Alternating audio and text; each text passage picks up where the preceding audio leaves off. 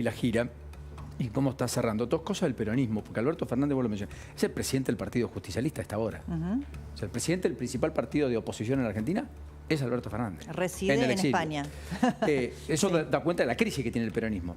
Dicho sea de paso, los gobernadores están pidiendo que en la provincia deje de presidir Máximo Kirchner y se haga cargo Axel Kicillof de la conducción del partido. Qué mal que le va a caer a Max. En la provincia de Buenos Aires.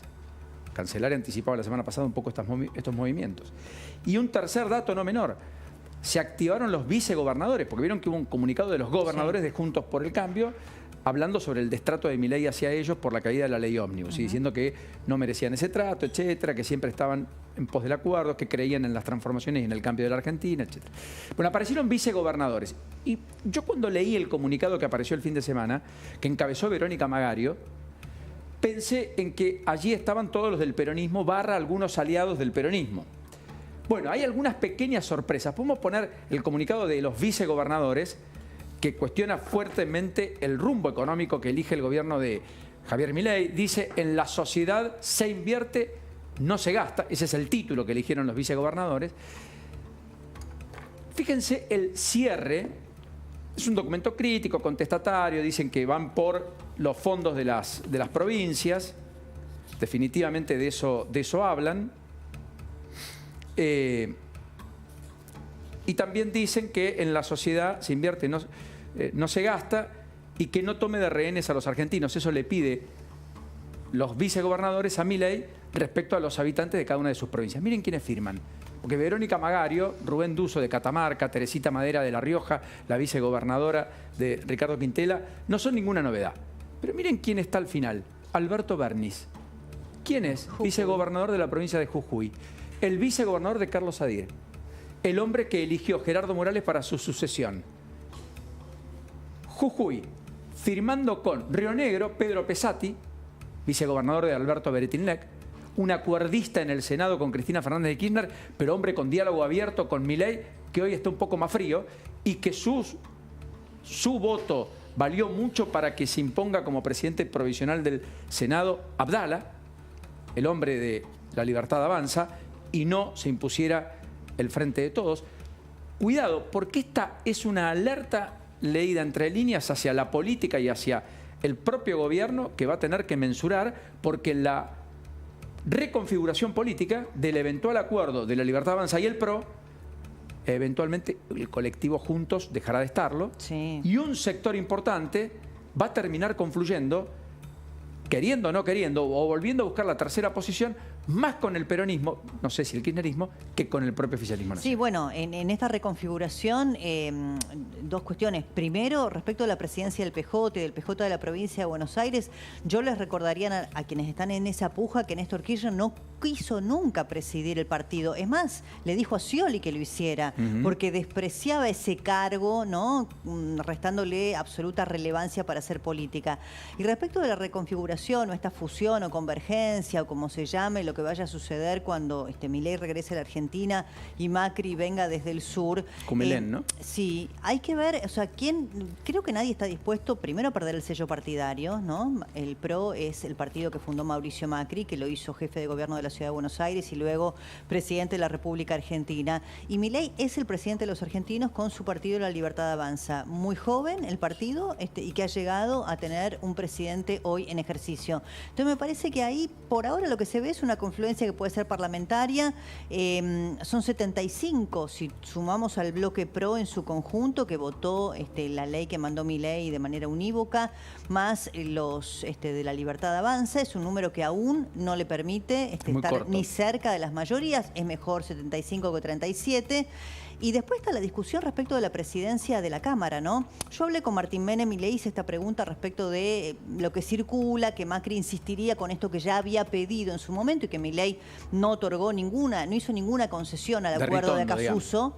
Claro, ninguna concesión, se hablaba de que quería justicia, bueno, nada de eso sucedió. Milei hizo un gesto de autoridad y conformó él su gobierno. Pero bueno, hay que ver si efectivamente ese bloque que confluye del PRO y La Libertad Avanza lo preside Cristian Ritondo solamente en lo que es el bloque en la Cámara, o si se avanza otra vez en la discusión de presidir la Cámara. A mí lo que me decía Martín Menem es, bueno, mira, Débora, la tradición, y eso tiene razón, por lo menos la historia Sí. es así, es que el partido de gobierno presida la Cámara y la presidencia provisional del Senado. Oscar Sago hoy dijo, mientras tanto, el que preside por ahora el bloque de La Libertad Avanza, que en Milei abreva una idea de volver a intentarla con la ley ómnibus, pero segmentada en 3 o 4 leyes distintas por área. Lo que debería haber hecho desde el principio. Como ¿no? le habían Si no recomendado fuese muchos, Milei. efectivamente, Claro. para no discutir más de 600 artículos, que después terminaban siendo poco más de 300 y que después terminó en Pero foja aparte C. hoy tenés esto, hoy no tenés nada. Pues por eso digo. Absolutamente nada. Ahora, es muy importante esto de Mauricio Macri, porque está muy activo. En Cumelén, donde pasó su cumpleaños del 8 de febrero y demás, hoy recibió a Soledad Acuña, por ejemplo, la exministra de Educación de la Ciudad de Buenos Aires. Ella misma sube en redes sociales el encuentro con Macri.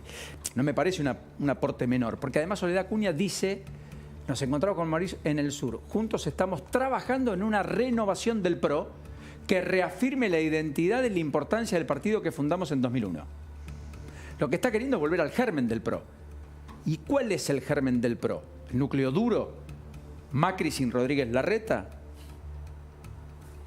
Por poner nombres propios, un Rodríguez Larreta que dice que además quiere volver porque él dice que tiene futuro político y va a buscar la senaduría por la Ciudad de Buenos Aires probablemente en 2025, abriendo una escisión dentro del PRO respecto a lo que incluso pueda eventualmente plantear Jorge Macri o el propio radicalismo porteño, que está más afuera que adentro del gobierno de Jorge Macri, por otra parte, con un Lustó que como presidente del radicalismo hoy pidió en público desde el partido, desde su presidencia del Partido Radical, que Martín Menem, hablando del presidente de la Cámara de Diputados, conforme rápidamente la comisión bicameral que analiza los decretos de necesidad de urgencia.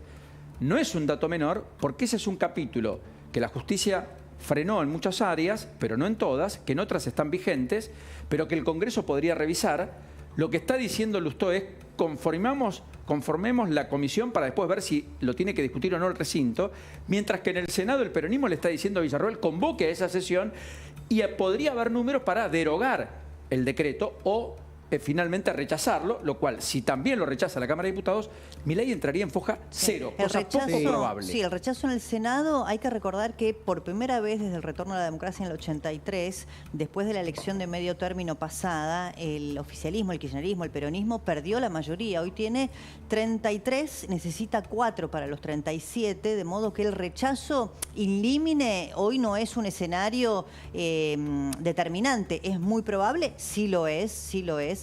Por eso me parece que está pidiendo también Lustó que se conforme la comisión bicameral en la Cámara de Diputados. Ahora, respecto de lo que decías de Macri, de la foto que mostrabas con Soledad Acuña, no hablamos de Bullrich en ese entramado, porque claro, Bullrich hoy es ministra del gobierno de Milei, es una de las dirigentes que tiene, bueno, está mejor ponderada, por lo menos en la opinión pública, respecto de su gestión en el ministerio, y bueno, y fue una de las fundadoras del PRO. De hecho, ejerció la presidencia del PRO hasta que pidió licencia durante la campaña. La tiene hoy, porque de hecho es la presidenta del PRO la que quieren no relevar. piensan lo mismo, ¿no? Hay que aclarar que Bullrich y Macri no piensan lo mismo y tampoco tienen intereses exactamente alineados. Varias cosas con respecto a lo que dijeron que no quería dejar pasar. Primero, con respecto a lo que puede ocurrir en el Senado. Si Milei sigue haciendo todo el esfuerzo posible para ganarse enemigos en las cámaras, bueno, le van a rechazar todo prácticamente, más allá de que estemos en esta situación histórica de que el peronismo por primera vez en mucho tiempo no tiene la mayoría. Esto por un lado. Y en segundo lugar, si quieren armar una coalición, el PRO y la Libertad Avanza, bueno, cualquier coalición, todo el mundo lo sabe aquí, tiene sus reglas de funcionamiento. Una vez que se sientan a escribir las reglas de funcionamiento de la coalición, hay que respetar las reglas. Yo no sé si Milei tiene muchas ganas de compartir el poder, teniendo en cuenta su personalidad, y no solo su personalidad, porque no lo estoy psicologizando ni mucho menos, es lo que lo condujo al éxito, que es la presidencia de la nación. Sí, más allá de todo esto, los gobernadores son claves en el Senado. Si vos te peleás abiertamente con los gobernadores, cuidado que el desbalance puede estar a la vuelta de la esquina. Porque una cosa es que los senadores justifiquen darle el respaldo para que alguien presida el Senado, porque hay un gobierno que en minoría tiene que presidirlo porque es uso y costumbre, como hasta incluso lo planteó Cristina Fernández de Kirchner, y otra cosa es decirte: te voy a validar a libro cerrado lo que vos me envías, me querés imponer y no me discutís ni hablas conmigo. Y de hecho, sobre materia energética, hubo una cumbre el fin de semana entre Beretilnec y el propio gobernador de la provincia de Neuquén, Figueroa, hablando de cuestiones energéticas, pero no fue una foto al pasar, fue el sábado por la mañana, compartieron un desayuno de trabajo para articular conjuntamente la relación con la nación en una provincia, Neuquén en particular, donde el intendente Gaido, cercano a Milei, le dijo a Milei, a propósito de las discusiones sobre los artistas de la fiesta de la confluencia, esta es la imagen del sábado por la mañana, que finalmente Neuquén es mucho más que gas y petróleo. No es solo eso.